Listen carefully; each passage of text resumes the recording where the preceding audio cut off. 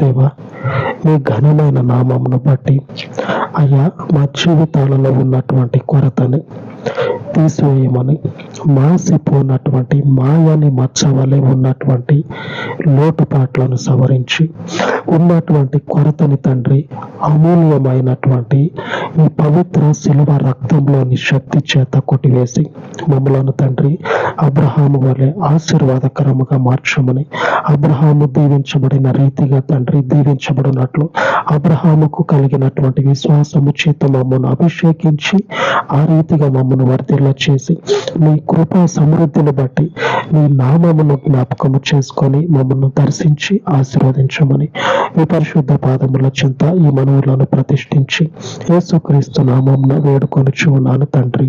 ఆమేన్, ఆమేన్. మన దేవుని కృప మనకు తోడై ఉండును గాక. ఆమేన్, ఆమేన్.